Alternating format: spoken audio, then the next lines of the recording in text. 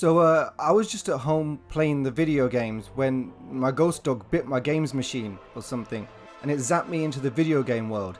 And now I'm stuck, going from game to game trying to complete them or whatever, until I finally find my way back home.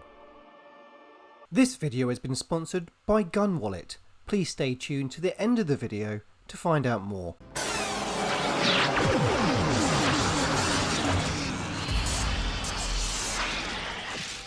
I leap into this guy who is parking his car and get jump scared by his boss.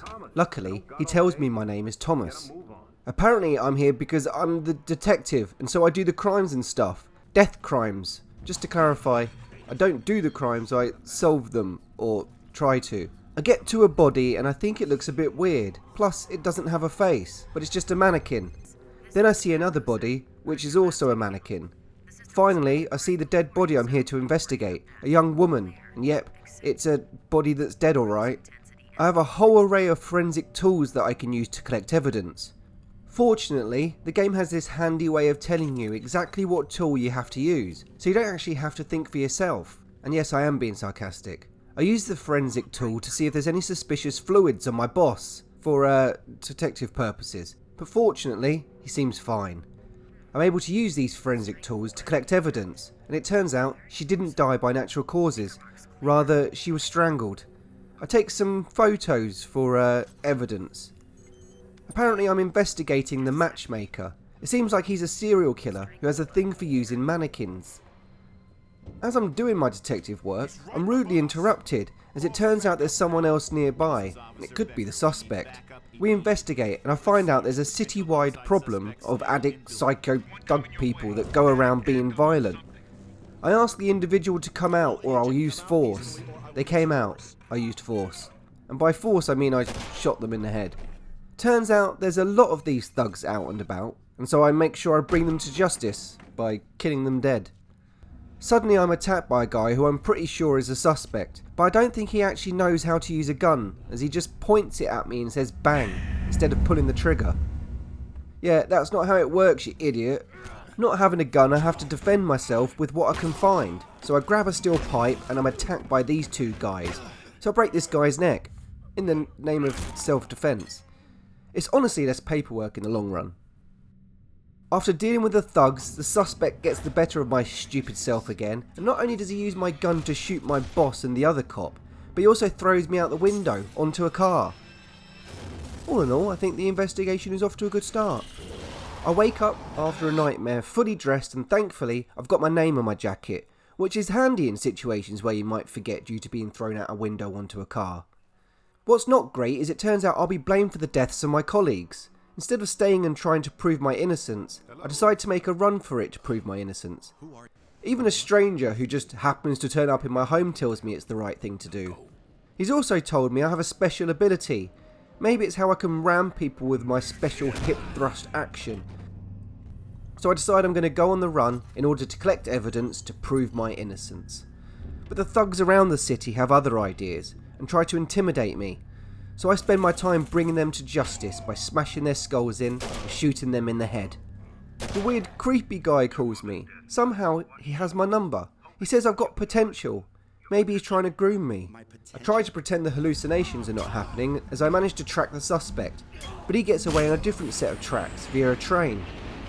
I try to follow him, but the thugs don't appreciate me not paying for a ticket, and eventually the suspect gets away. I continue to collect evidence though, and I make a note that I really need to sort out my nails. The thugs don't stop trying to kill me or each other, and they're getting weirder too. My trail eventually leads me to a department store. As I make my way there, I think to myself that, despite the aggressive world and all its physical violence, it's nice the trains still run. I get a call from my colleague Ferrell. He says, "It's alright, you snapped. It happens sometimes. Yeah, you know how you're a detective solving murders 1 second, and then you shoot your colleagues the next. Makes sense." I tell him that I don't have any issues at all shortly before having a hallucination like this.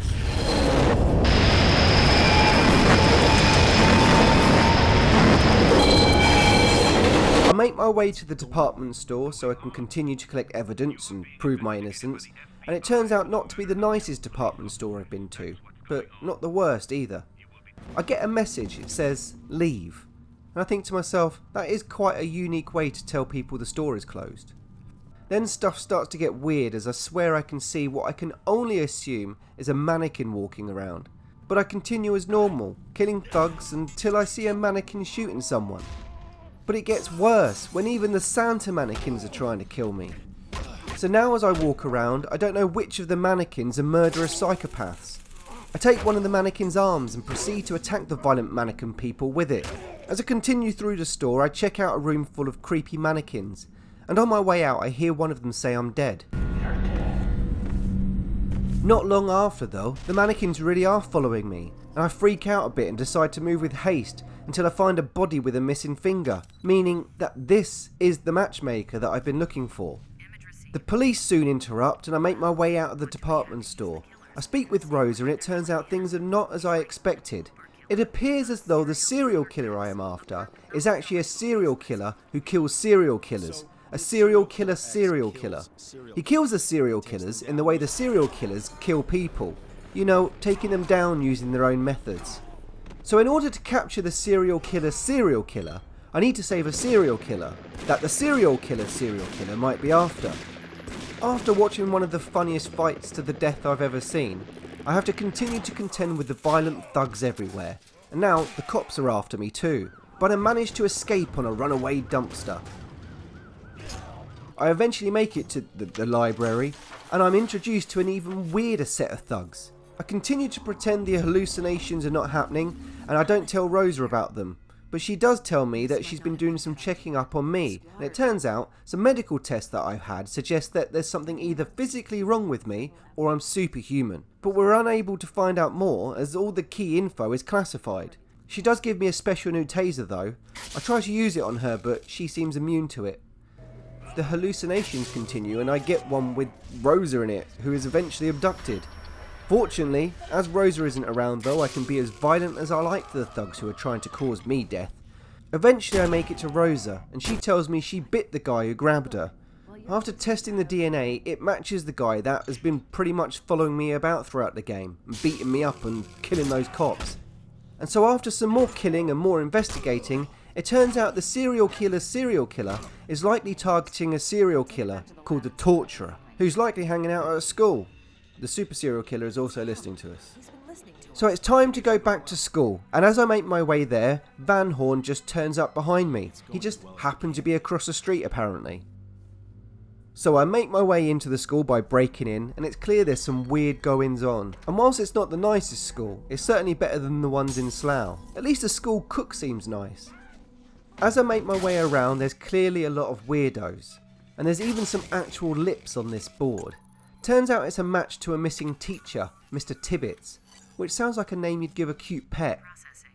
I have a face-off with the school cook, and she's not happy about my comments on the food. She can take a lot of damage, but then again, it looks like her body's been taking a beating for years. Turns out the serial killer, the Torturer, got to the teacher before we did. I managed to use my elite investigative skills to find what appears to be my own body, and after a bit of a breakdown, I then managed to find the missing teacher, who isn't in a good way, what with being dead and all. I go to take a closer photo and almost have a heart attack, as it turns out the teacher who I thought was dead isn't dead, and he pleads with me to help shortly before dying. Thankfully, the teacher that I thought was dead, who wasn't dead, ended up giving me some vital info before he did dead. Then I go to meet Van Horn in front of the school because I seem to have forgotten how weird this guy is and always just seems to turn up. Van Horn drives me to the apple orchard barn and I investigate this ominous writing on the walls. I manage to work out it's all a big clue to walk through this not much mirror-like mirror. You know stuff is getting weird when even a piano is trying to kill you. I continue to face off against the thugs who just seem to be everywhere, don't they? Until I find that the Torturer serial killer has been killed by the serial killer, whose whole serial killer motif is to kill the killers like they kill their victims. So I pretend to be the dead serial killer so I can get into a fight with the super serial killer. I chase him down and get a few good swings in until that idiot Van Horn turns up, and it turns out that the super serial killer is his nephew. Things really go off the weird scale when it turns out there's a supernatural menace behind the whole thing, and it's his fault. It's suggested that I hunt down and destroy the one responsible for the madness. I keep moving and killing whatever's in front of me until I eventually get into a fight with what I can only assume is a ninja demon, and I beat him to death just like everything else. Eventually, I get into a final fight with the big bad demon. I don't know who or what it is, but I spend my time beating the heck out of it until I throw it down, and for no good reason, it explodes. And then, for a reason I don't fully understand, I leave in a car with the very weirdo whose nephew is a super serial killer. But he tries to tell me that his serial killer nephew isn't a bad boy. It wasn't his fault apparently, it was this supernatural demon that I killed. I'm sure it will all make sense in the paperwork. I demand that the car is stopped, and I see that his nephew is in the trunk of the car. Suddenly there are demons all around me, and it's up to me whether I kill the serial killer or if I show compassion. I decide, what with all the demons around me, not to shoot him there and then. I think he should be brought to justice, and then, oh no, he shoots himself. Then it cuts to me in a bar, seemingly unscathed. I want to tell Rosa about all the crazy stuff that happens, but it turns out she's wired, so I can't tell her anything. And instead, I decide to go to the bathroom. I look in the mirror and I'm sick. I think to myself, well, maybe I've drunk a bit too much, but no. Apparently the demons are still there, and now I'm a demon. And on that note, to another game. Oh boy. Hey, you fed up with your normal boring wallet that doesn't do anything fun or cool? You know what, wallet? You just suck! Then we want to introduce to you the Gun Wallet, a revolutionary wallet that's available now. I used to have a normal wallet just like everybody else, but ever since I got Gun Wallet, I've been getting stuff for free. Even today, I got a free 4K OLED TV, just thanks to Gun Wallet. Oh, just a second. Seems to be a knock at the door. One moment.